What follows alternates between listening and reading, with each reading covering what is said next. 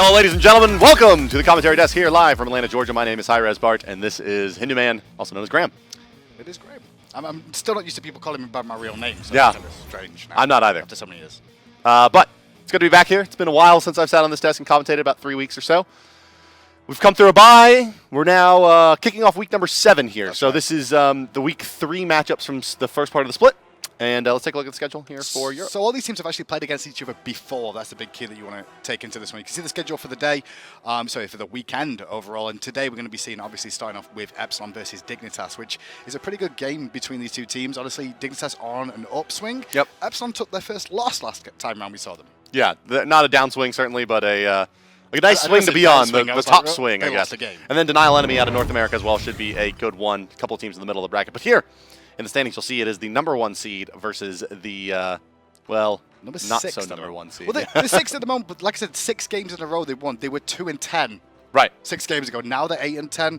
If they win a game or 2 here, it's going to push them further up, potentially above the likes of Paradigm and London Conspiracy. So yeah, I think things are starting to sort out a little bit more in Europe. You're seeing the legacy top teams move to the top. Right. And those better teams moving up over Myrmidons and Dignitas there. Yeah. You would have expected that at the beginning of the split, and well, there you go. Well, it's kind of gone that way. I mean, Titan's going to be a talking point, especially with the roster changes and things, but that'll be later on in the week for that one. Well, before we get into this one, guys, make sure that you lock in your Alpha Draft selections. I believe that the North American game will still be eligible, as well as the games for the rest of the week here. So if you want a chance to earn the real money playing fantasy esports, you can do so at alphadraft.com. And, well, basically you get a budget, and you spend that budget on players, and then you are smarter than your friends and you make money. If you want to make money off it, basically sign up for AFK boys and Epsilon boys, because they're the ones you're going to earn money on. Pretty much. Yeah. I mean, you look at the top performers throughout the year. I think adapting is probably worth like all of your team. Yeah, here's the top performers of the year so far. Adapting, averaging 40 points a game. And yeah, if you need a support, your boy Incon. Incon climbing up there, above iRaffer as well. And well, to be fair, Incon's always been known as a kill stealer for the most part. Always carried the lane allied. Yeah. Obviously, the support in that matchup for the most part. The dual lane. If you say so. Well, he has been. Let's look at Incon's on there. Allied's not. Let's look at North American standings while we're looking at things there, Graham. Yeah, and yeah, you'll see exactly where they all do fall. And the game coming up next, guys. Enemy versus Denial will be our North American game today. So you can see it's a big win for Denial because it puts them, like, if they're able to take 2, it puts them pretty far away, pretty far out of reach for Elevate to take that spot over, and puts them one step closer to Cognitive and making it to LAN. Agreed. And Denial, though, for this season, we all talked about them making top 4 because that's where the LAN was originally going to be, top 4. And they were going to be probably contesting that with Eager is what we expected. The problem is that this season, it's not so good. They found themselves 7th and almost drifting off the field. And Enemy doing quite good as well. And that's the big key is Enemy, like, way up there, way higher than expectations for the most part, alongside Cognitive as well, who are having a good season now. If someone is overperforming, that means that another is underperforming, and that's the Denial Enemy gambit so far through this split. But let's take a look at the Epsilon roster as we move back to Europe, and into our first set for the day, Epsilon versus Dig, and here they are, Dimi adapting Yammyn, iRaffer, and emilitoo. Now, they took their first loss this weekend, obviously, against Fnatic, but they're still a great roster. Oh, they lost a game, right? One game. Yeah, I want to say set, but it's like... Yeah, they didn't lose the set. They lost the game. Well, when you look at it overall, they're still 3-1 over Fnatic. Let's take a look over Dignitas, who's going to be looking to give Epsilon at least one more L today. Or just hopefully a couple. Heads up there. iRaffer will not be playing for them in the Hunter role today. They'll be subbing in their new coach, who's been with them since the split. Since the halfway mark, DekuScrub. Is it Deku? We call it Deku, at least if it's a League of Legends. What? Legend of Zelda thing. How dare you? How dare you? But you did see also there, ShadowNightmare, an interesting part of this roster. It's been a real big focal point for them. Even on wins and losses, they've done very, very well. And ShadowNightmare has done very, very well. Positioning has always been key to him. But he's starting to find winning ways with this Kukulkan at the moment, which is really worked out. He is like the Lassus of Europe. He is. Maybe not quite as explosive in terms of games that he shows up and makes the hot plays. But he can do it, and he plays a very similar god pool. Those like Legacy, Raz, and Poseidons, and even Kukulkan coming through here and there. Yeah, and that's the big key. Kukulkan undefeated for him at the moment. He tweeted out after his last time, after he got banned, he went, ruining your ranked game since 1999 or something like that, he tweeted out. Because he knew that everybody would be going into ranked, picking up Kukulkan now because they think they can win with it too. Yeah, you can't. It's not that easy. Well, it's more of a route composition they were doing. They were running Freya a lot of the time with the Kukulkan, but they also run Sylvanas. And Sylvanas' great setup potential for being in those tornadoes. Player to watch in this set, though, is, well, he's the most valuable player in the league overall. It's Adapting. Adapting has not died to Dignitas yet this split. He's not. He's died a couple of times. He was on a really good record. I think he's only had like something like 6 deaths or something all season. Yeah. And then had not a great Had a performance rough game on Thanatos against Fnatic. But if you're going to drop a bunch of deaths, it's probably going to be on Thanatos anyway. But in the last time these two teams met, Adapting went something like 16 for nil. It was crazy. Yeah, I mean, game 2 was 22-2, lest we forget. Epsilon has had Dignitas' number in the past. Dignitas here, we're going to have Circuit Nuwa banned away. That makes sense. Yammyn went nuts on them with Nuwa in the first game of the last set. Isis Capri banned out from Epsilon. So they just want to, really, you can tell that Epsilon's just banning away, well, ShadowNightmare's Isis, but also the Capri-Isis combination is, there's a lot of sustain, a lot of being able to, like, kind of burst heal or prevent people from dying in situations where you need Adapting to secure those kills, and they'll first pick Adapting's Thor, take the Janus as well, and they've out-global Team Dignitas pretty handily here for the first 3. Straight away, and with the Isis ban as well, if we didn't see Team Dignitas pick up that Janus straight away, we knew Epsilon were going to take it. Instead, they opted for some Wukong, who a lot of people see very, very strong right now with Bluestone Pendant, able to pretty much clear the wave at level 2, even in the support role or the solo lane, which we're seeing him, the main 2 roles he's going to. Second pick pending here from Dignitas. What will it be and why? It'll be, oh, they'll take the Kukulkan this early, so they do expect Epsilon to ban that. I think they would, especially if they don't pick it now, because they'll just go into the counterban phase like, well, let's just take it away from him. It's a comfort pick. He's winning all the time on it, and it's a strategy that we see them go for multiple times. I think the most important thing about the Kukulkan pick here is that, and the reason you see it picked up so early, maybe less about the ban, perhaps that, but there's not really a great counter pick to Kukulkan. You can't stop him in the lane, can't prevent him from doing much.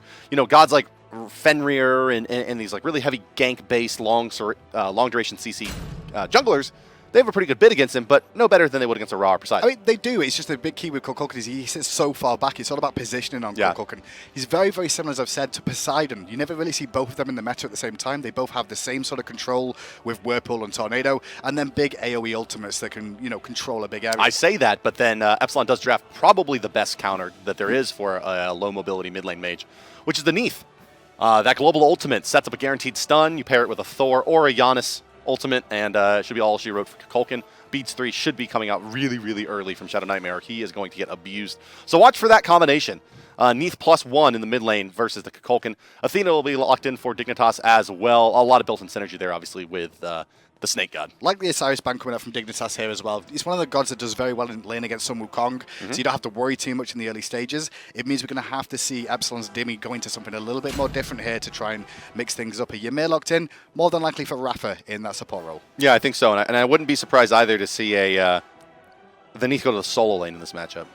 Well, for the most part, I mean, emilitoo's played this a lot over in the duo lane, and he's had really good success with it. I've not really seen much of that out of Dimi this season. He's played a lot of New War. He's picked a couple of times onto Guan Yu as well, some Wukong Osiris. He's quite very, very, very varied in that solo lane. Ooh. Going to be picked up by Team Dignitas. Well, that's it. You can see the Dignitas are having to pick safe here. Remember, they've not got Renz this week, so FrezzOO's going to be playing the AD carry role, not the support role. And their support is he used to be on the former team of Justice, basically the Justice team that we now see in the SPL.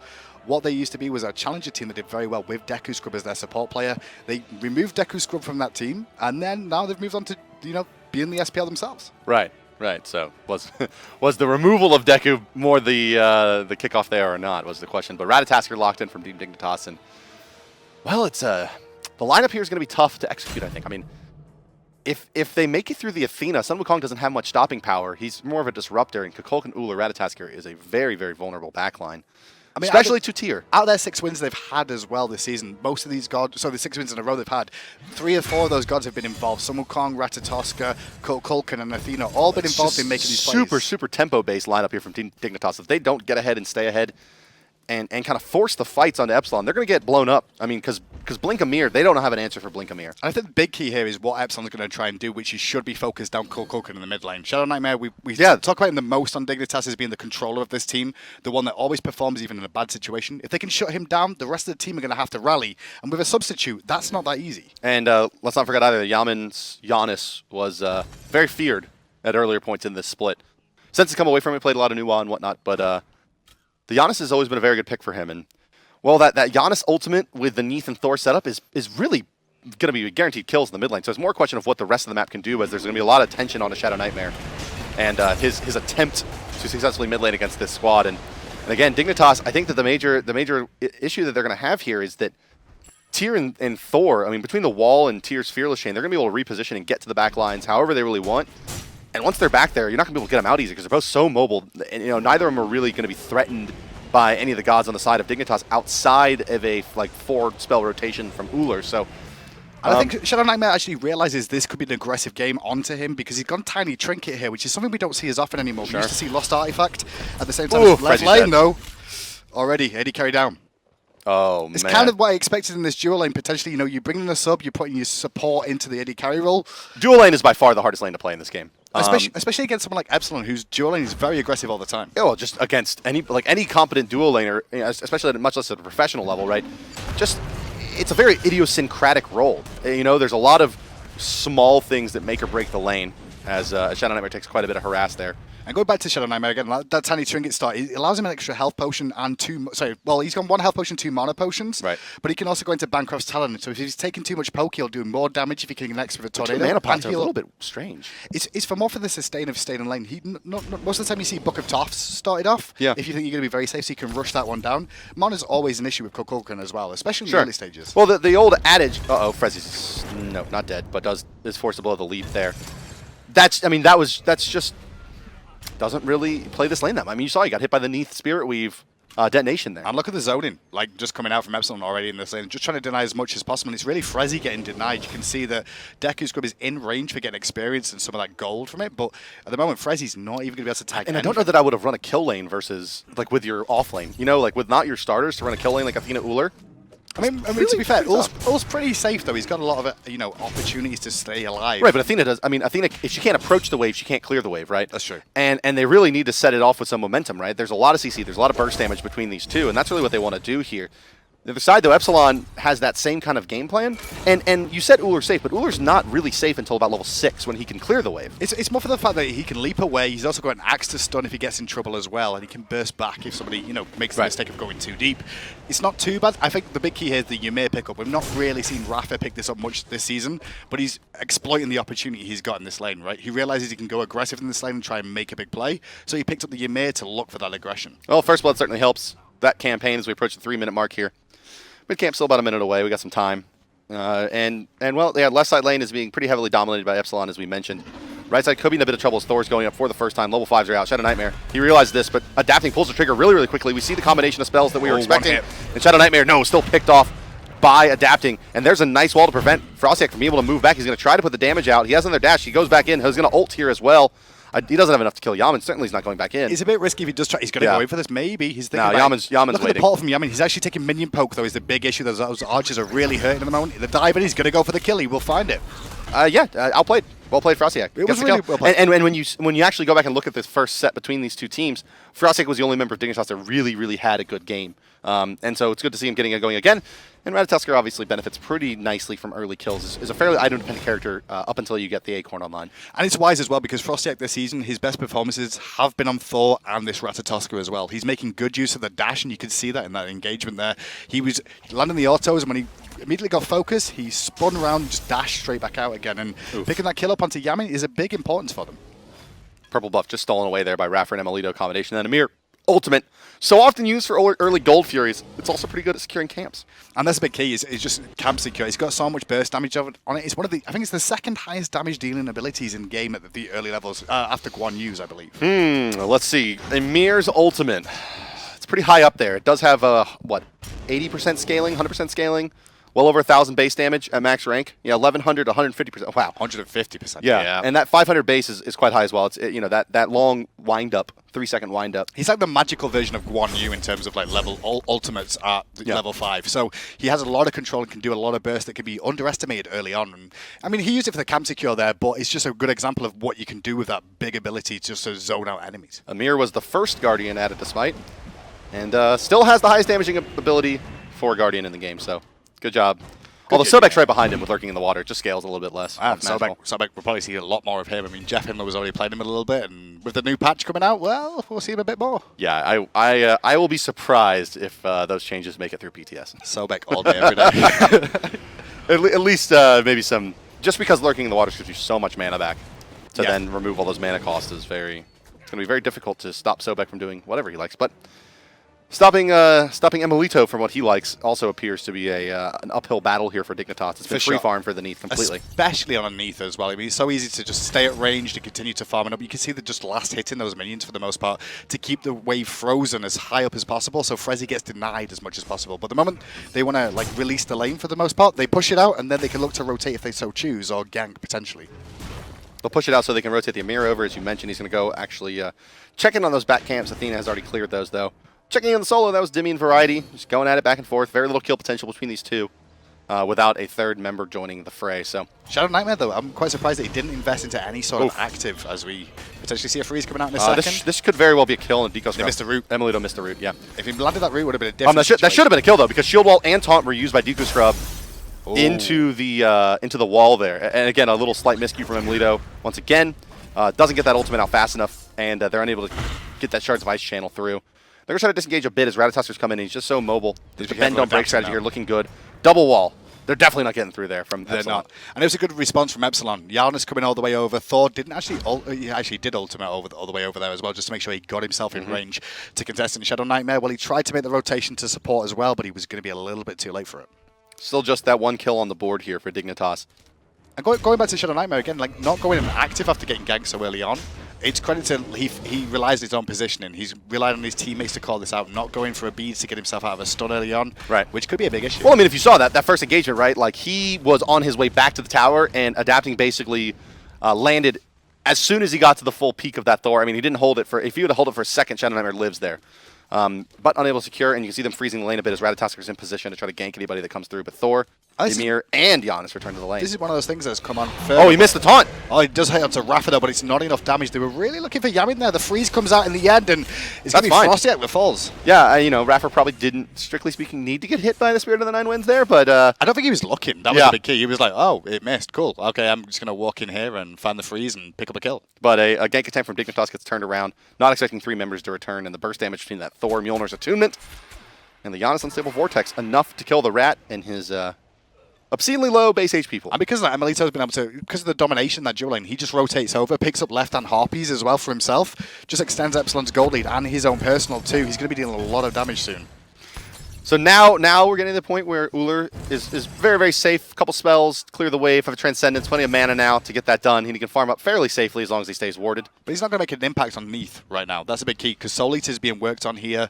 He's not. If he pokes her down, she's just going to heal up with Unravel and then use the Soul Eater too. Oh, Variety. Oops. He's going to fall down before the clone even comes out as well, so that's going to... And the Athena ultimate used as well. That leaves Ullr alone. That means the aggression coming out.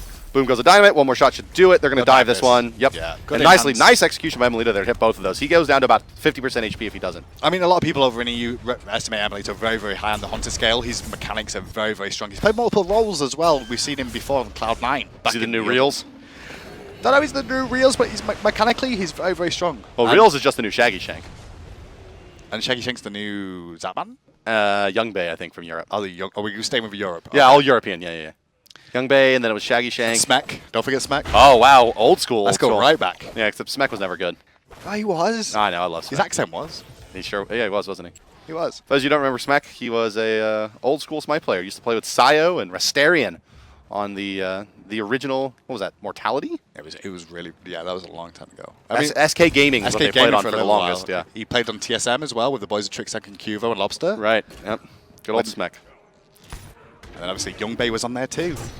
They all switch around in Europe all the time. Yeah, we don't have like hard rosters most of the time, like NA. Apparently we don't do an NA either. Well, not anymore. With DVOs now, yeah. I mean, we've got changes up there as well now. Cloud9, TSM, Eager, all those squads. Just take a page out of Europe's book. That's what it was. That's what it is. A year later. Well, it's just patient for the time being from Epsilon, because they're winning this game slowly but surely. They don't have to apply as much pressure as they probably need, they feel they need to. They could just sit back and hold on to this. That normally we see Epsilon go off at about 15 minutes where they'll just go, all right, let's go. Boom goes the dynamite. They'll all group up, find a kill or a goal fury, and then look to end the game. I think they realize that they have a pretty big level 5 advantage there, and that's why you saw such aggression between that level 5 and level 10 marks, and now things slowing down a bit because with their ultimates, their kill potential is really high, and you see they net 5 kills out of it, 4, not including the kill in the lane as we hit the 10-minute mark. Yeah, if we check with the experience and gold as well, we should see like the experience-wise, 5,000 experience at 10 minutes in. It's a nice chunk of change for free, and 2.5 gold's not bad considering there's no Gold Fury down yet. Well, I think for free is really the important thing there. There's just been very little countermeasures from Dignitas that have been successful, unfortunately. Exactly, it's not really been like overly pressured from Epsilon, it's just like the forced errors, and here's another one potentially here. Well, yeah, I mean, I think that you see DekuScrub's going to taunt. He's going to fall here for sure. They'll zone out ShadowNightmare as well. He's dead to rights. Spirit of the 9 wins. Ultimate into tower range. Fearless Chain, 1 hit, doesn't matter. They will pick up a kill into adapting, however, in return between the 2 carries of Ullr and Ratatoskr, but it ends up being a 2-for-1 trade overall. And I was just mentioning, normally it's around 15 minutes mark where they group up and try and look for picks, but all 5 members of Epsilon involved in that one. And Dignitas did a good job to respond for the time being, but they're probably going to lose Gold Fury from this now as well. Yeah, they can see the tier 1 tower on the right side, it looks like. Epsilon makes the call to send their tier back. They will not go for the Gold Fury now. They'll look to just pressure the purple buff here. So the stuff after the stuff going the way of Dignitas there. Yeah, I think they could have got Gold Fury from that, honestly. I think the decision to back off from it, I think they were worried about Athena potentially coming back in and them not having enough cooldowns to deal with it, especially with adapting being down. I think that was a big key point to them on Dignitas being able to defend against that Gold Fury without even being there, to be honest. Yeah, I mean, if adapting was on your team, would you fight without him? I've been on this team. You'd be like, carry me. Carry me to victory, please. No, because I just fight without him anyway when I've been on this team. You just expect him to win. Exactly, he'll win anyway. Okay, we're going to have a blink in on a iRaffer. They think they can make it happen. Axe comes in, burst combination as well, and iRaffer keeps charging forward because here comes Kenneth. In he goes, stuns out Frezzy. Frezzy no leap just yet. There's the stance switch. Does get rooted. Doesn't matter. Mjolnir's tournament picks him up. Nicely played there by adapting. iRaffer going to try to walk his way to this one. DekuScrub will need the reach. Not sure if it's going to be enough. He dodges it. Well played by iRaffer there. Walls himself off. That's that. And fight's continuing. Yeah, Deku's dead to rights. No, because iRaffer went back and tried to fight him, but he will give the kill to emilitoo, and FrostiaK will fall as well. Advantage Epsilon. And now they're looking for ShadowNightmare mid through space and time. Does not connect there, but still under the tower. Dimi quite happy to continue the chase here. ShadowNightmare going to turn this around though. Damn, Shadow's looking so good. Honestly, this season, he's making some big plays, and that was one of them. Yeah, that was nicely done there. He avoids the gank for the moment and puts out some big damage there, forcing a couple of damage dealers. And cores back to the base, slowing down their farm just a bit as well, although... I mean, he was in a really bad spot then, but realized the presence of mind just to turn around and put damage back out before he died, potentially survive too, which is what ended up happening. And there's a couple of times where you can see his position's really paying off for him. I know he's 0-2 now, but let's be honest, it could be 0-4 right now. I want to point this out. It's become more and more standard here over the last couple of weeks, but it is the Emerald Healing Acorn for the jungle Ratatoskr. Once only something used in the solo lane, Opal being the preference out of the jungle for the damage potential, but now the sustain being higher value, as Opal got nerfed a bit. Well, it's also the fact that if you go into the jungle, you can also use Bomber's Mask as well as the heal and be back to full health in a matter of seconds. Right, one camp is a full heal. Yeah. So that helps, and then also in a team fight, you know, you get decent damage off with it as well as heal in a team fight when you're looking kind of low. Did Deku just not kill that? Okay, there we go. They're giving the gold over to FrezzOO. Giving the gold to FrezzOO. Look at him go. Those pro players, so clever. Thinking about it a little bit, but level 9 at the moment on Deku as well. He's fallen a little bit further behind, 1, 2, and 1. Well, that comes down to that early rotation, right? When he ulted over to the right side blue camp to try to save his son Wukong, ended up dying. That also results in a kill onto Ullr and a tier 1 tower on the left.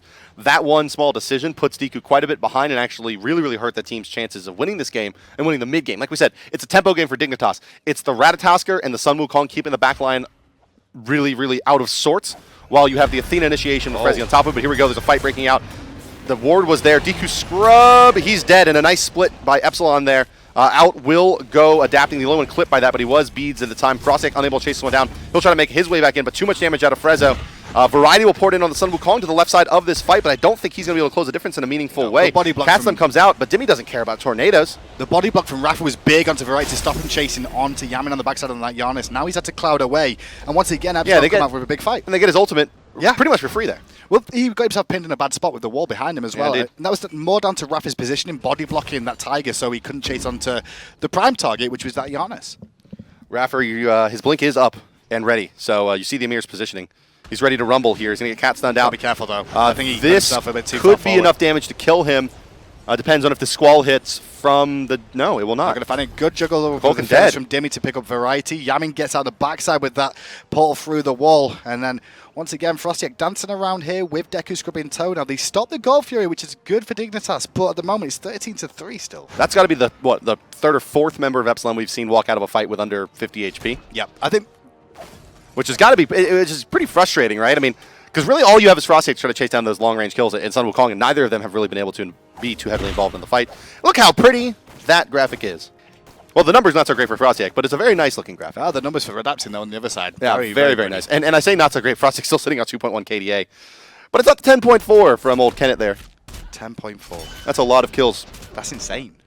But shout-outs to adapting, the most valuable Alpha Draft player in the world. 10.4, just for the goers at home that aren't sure, 10.4 is 10.4 kills for every day. Well, it's assist count for half, right? It's kills. Like, it's including assists. Kills plus half of assists divided by deaths is 10. So it's the assists as well. I thought it was just straight up kills. I was like, wow, that's insane. It's not. He doesn't have a 10 KD, but it is the 10 kills plus assists divided by deaths. And notice that now as well, Epsilon just picked up that Gold Fury for pretty much free there in that opportunity. Realized Dignitas had backed and we're in a position to gank the mid lane there. Oh, ShadowNightmare. You poor soul.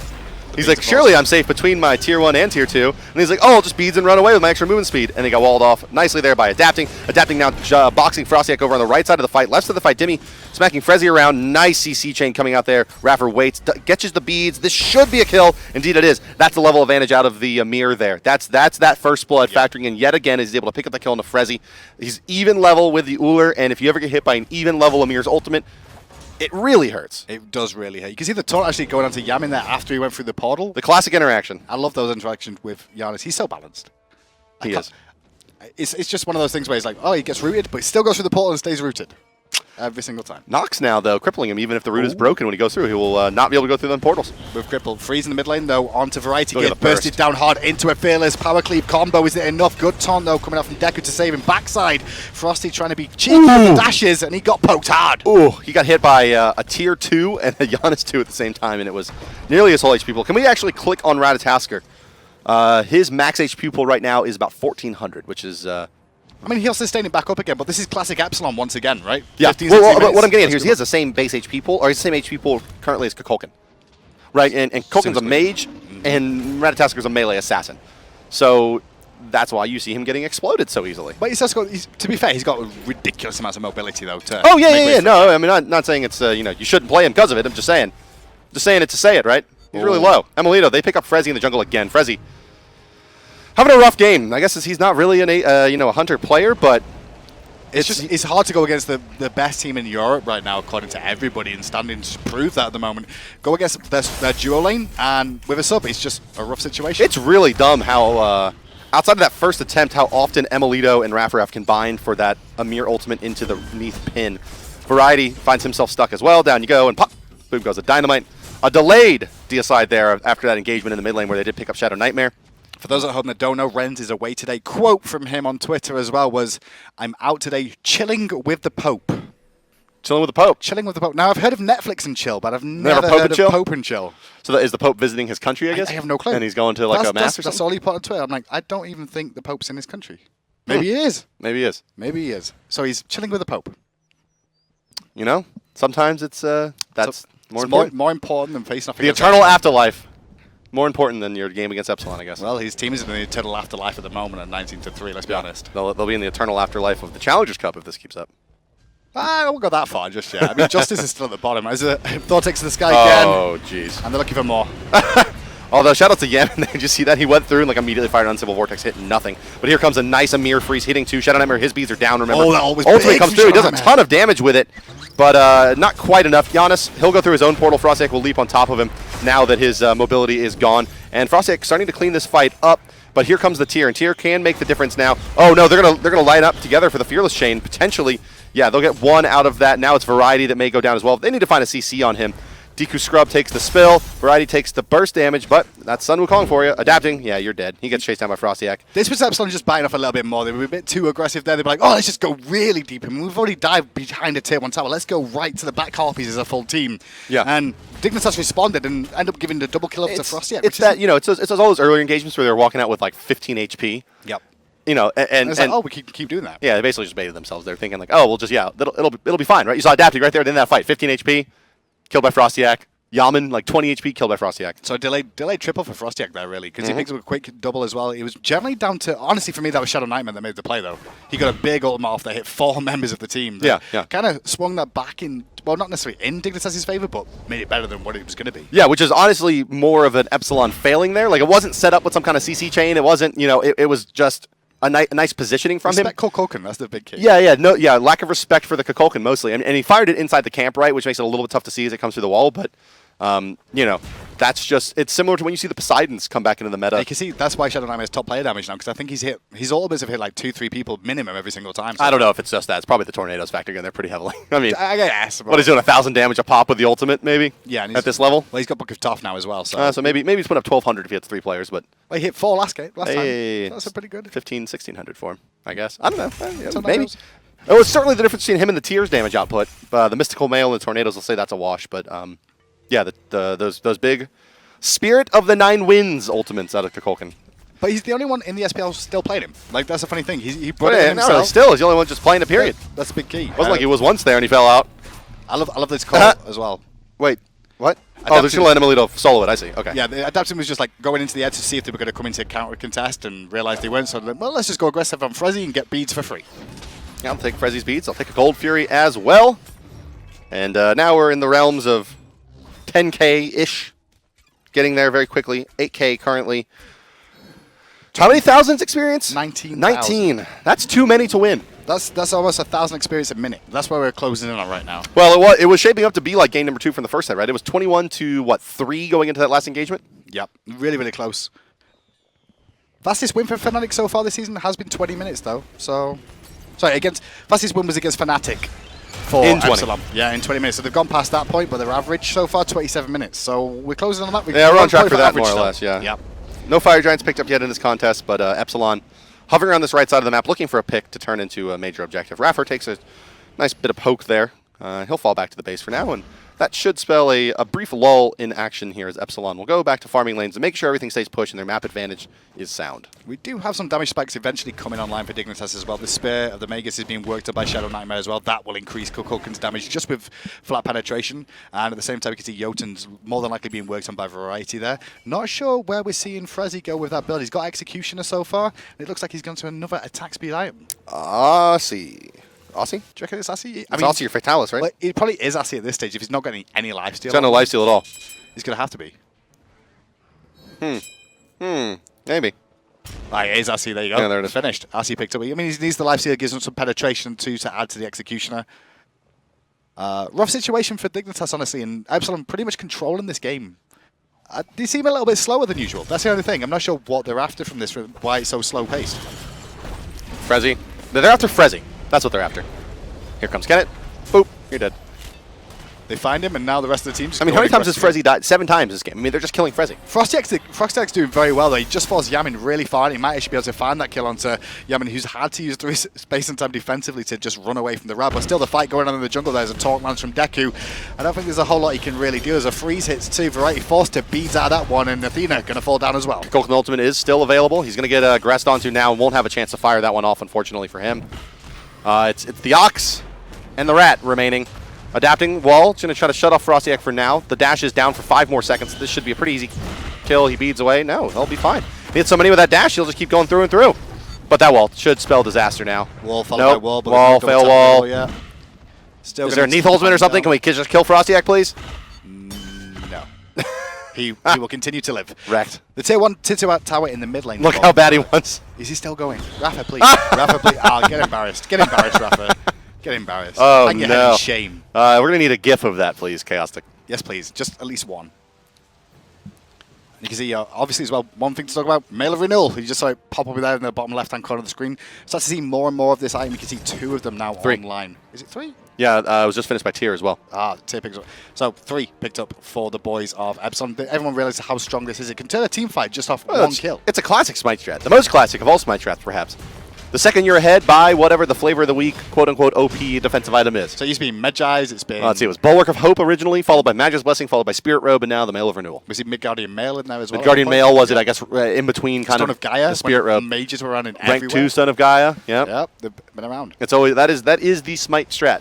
Get ahead by 10k, everybody buys the flavor of the week defensive item. And at the moment, we're in Mail of Renewal. We'll get nerfed though in the next patch. It will. So we'll see where we head to next. I think it'll still be purchased. Back to Hide of the Urchin? Huh? Back to Hide of the Urchin? Ooh, maybe back to Hyde. It's been a while since Hyde got some love. The old hide of the urchin. How nice. Fire Giant started up, though, as I do see Ullr over in the left side lane there. Epsilon's going to go ahead and tee off on the major map objective here. Deku and Variety. Well, they'll try to do something about it, but Oxform knocks up several. Raffer zoning, Shadow, Wall, Ultimate coming on from Frosty. Yeah, it's a full-on contest coming out of Dignitas. The disengage comes out from the boys of Epsilon, but Dimi's still tanking it. And emilitoo falls to FrostiaK, but they'll lose the rat for this. Fire Giant goes to Dignitas, though, with that Kukulkan Ultimate. Yeah. So a strange trade. That snipe connecting because of the wall coming out from Raffer as well. It's not enough to kill anyone. And I think this is going to buy Dignitas a little bit more time. FrezzOO got a Phoenix out of that as well. That was an awful engagement from Epsilon. That was terrible. What were they thinking? Like, they all fell back because emilitoo was dying, and I'm sure he was on the comms like, guys, he's killing me. And then they give up the free Fire Giant and a Phoenix. This is how you lose games. Well, they can't. This is lack of respect. That's what it feels to me. They've made it a couple of times, and it's not respecting Kukulkan either, right? Because it was Kukulkan that secured the Fire Giant again. They were in a 4v5 scenario. They thought they could just pick him apart. And in the end, Dignitas made the right play there. They're not back in this game by any stretch of the imagination, but they're going to get time to farm up a little bit more and catch up a little bit in items and levels. No, they basically halved the lead that Epsilon would have had. Had they gotten that Fire Giant, it would have been at a 10k. Now it's down to 5k. Well, this game's not ended in 27 minutes now, though. Look at that. It's a combat blink for the Ymir. So just super aggression. That's I think it's just the blink. The blink nerf. It's just not that big of a disparity now between the rank 3, as big as it was in the combat blink. And how much is combat blink out right now? Can we just check with that one? Because I know it's 70 4 minutes still. Normal. No, 3 minutes. Well, it's 70 seconds on greater blink and max rank. So it's still a big disparity. But it was 45 or 30 or whatever it was. It's a 110-second difference, which is 2 minutes enough between great blink and combat. And I guess it's depending on the situation more than anything else. I think it's just repositioned in the fights, or maybe he's just tired of walling himself in. He wants to chase down that that rat that got away last time round. Yeah, maybe that. Yeah, it's that dash through, cutting off the blink, and then being so mobile, perhaps as well. In this game, Variety's not really been an impact in it. ShadowNightmare has made an impact with the ultimates, even though his scoreline doesn't reflect it. Athena, not really. FrezzOO, not really. FrostiaK, though, on the Ratatoskr has been doing work. I think this is allowed Dignitas to stay in this game a little bit longer because he's been so busy on the backside, poking out the squishier targets in Thor and Janus, trying to keep them out of the engagement.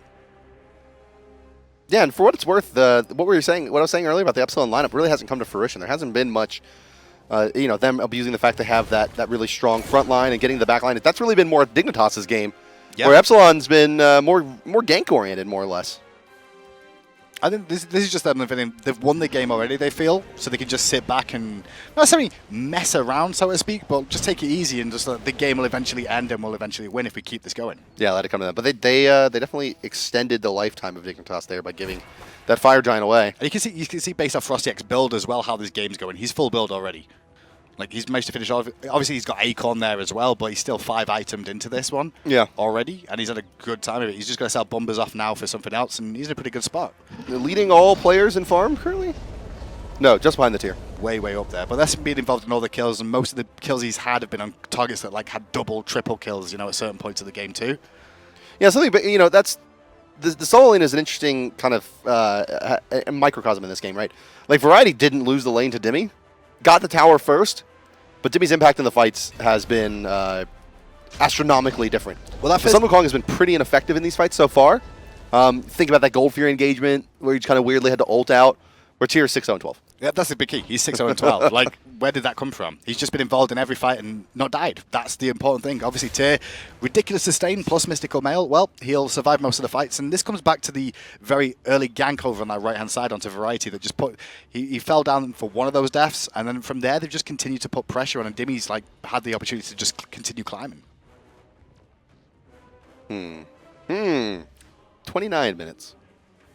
32 kills. Well, the Fire Giant should end soon, which is the big key for Epsilon here. I think they're just waiting this one out for the Fire Giant to end. They don't want to go aggressive against Dignitas after, let's be honest, failing a 4v5 at the Fire Giant and losing a Phoenix. So they've had to defend the Phoenix at the same time. They've not allowed Dignitas to take any towers, which is the important thing. So they've kept all their towers up that they didn't lose before. Yeah, I think at this point it's to hell with the Fire Giant. They should just 5-man down the left side. And that's the strength Epsilon have, right? Is that they generally win these games very, very quickly. The Fire Giant has now run out, and the Phoenix on the left has just respawned. They've already pushed out that wave. I think there's one more Fire Minion wave heading down that left-hand side, but so is Epsilon. The recalls are coming out as well. Looks like it could very well be the Fire Giant play being set up here by Epsilon. Looking at the Janus, Neith is recalled. Yeah, Thor's going to come back. It will indeed. They're gonna go ahead and set up shop over there on the right side of the map. They just don't make the mistake they made last time round. That's the big important thing. Just either execute the Fire Giant or go all in on the team and make sure you kill off the teammates who are trying to tank it up. You can't let the Fire Giant get as low as it did, otherwise Kukulkan will steal it with the Spirit of the Night wins. Well, I'm assuming that, yeah, that was the call. It was like, oh, yeah, we actually have nothing secured against Kukulkan, and we have no way to check him because we got to fall back, you know, disengage for now, and then it just was DPS down easily by Dignitas. But what they were doing was too busy with FrostiaK on the backside of that. Well, they're trying to reset, and they just didn't. DekuScrub held the aggro, which just allowed Dignitas to secure it, which just changed the game. Well, not necessarily changed the game completely, but just bought more time for Dignitas to get back in. Certainly extended the game. For sure. Well, it's one of the longer games we've seen out of Epsilon this season now. Longest game's been 36 minutes. It could end up within 36 minutes, more than likely, but we'll see. Well, here comes the aggressive push here moving forward. iRaffer's going to blow his combat blink, trying to tee off on the Rat. They don't actually secure the kill. Adapting, yes, he will get it before the Rat gets up into the sky. iRaffer takes a bit of damage there. Variety comes in and immediately ults as Kukulkan's down on the backside as well, and it's just the Ullr and the Sun Wukong now as DekuScrub's going to fall as well to the re-engage. Down will fall the Ullr, unable to make it over the wall, even with that Aussie proc. And Sun Wukong, oh, get him! No, he's not going to find it. Bird form straight in. They're just going to push down mid lane, get this Phoenix, potentially end the game. Variety just wants to stay away, not give up the pentakill is the key, but quadra kill going over to Adapt in there just to end this one. Big notice on that fight bot. Kukulkan still had all of that. Second engagement in a row outside the Fire Giant where he was actually CC, and that's Thor plus Ymir. You know, that's just it's a lot of CC because the Ymir stun does not diminish the Thor CC chain. As the Titan gets aggressed on, the Titan will fall, and Epsilon will move on to game number 2 with a victory under their belts and a nice, happy win. Maybe not the best morale one. Mistakes from Epsilon there, and for Dignitas, there's some things they can take away from it. But the problem is that it wasn't a full roster, right? They're using the support player in the hunter role, their coach is playing the support role, and so you can't really see how you really match up against Epsilon this half of the split. The first half of the split, they got dominated. We've already mentioned that. This split, they kept themselves in the game for a while, but you play with a coach and your support is your hunter. Yeah. It's kind of rough. Yeah, it's tough. Take a look at the first blood again, and this was, pretty much how it went. And then iRaffer stands there and waves for a bit. And then they just continue to pressure that lane consistently and zone them off experience, so FrezzOO was a non-factor. The Athena ults out about minute 7 to try to protect the solo laner. They kill Ullr again. They take the tower. And the lane was over. He just left Adapting free to roam between mid and duo lane and keep the pressure on. Player of the game. Drum roll, please. It's Adapting, of course. Well, he got a quadra kill. I think Dimi would have got it if it wasn't for the fact that quadra kill at the end went over to Adapting. Yeah. That's how it is for me. That helps. I mean, Dimi was in a really good spot this game. Got picked a couple of times Adapting a little bit, not necessarily out of position, but he didn't get the support he normally had. That was pretty nasty, that play there. It was. Well, this is even better because he picked up the kill just after the unstable vortex connected from Yammyn. And then look at the map awareness from this kid. There's 3. He knows exactly where everybody is at the time too. Watch him immediately see how quickly he spun his camera around there. Like, okay, that's where the penta is. Man, that go to the Janus portal there. Clever stuff. Who did the best this game from the Alpha Draft side of things? Was it by chance Epsilon? It was all of Epsilon, in fact. Although maybe not in the order you would have expected.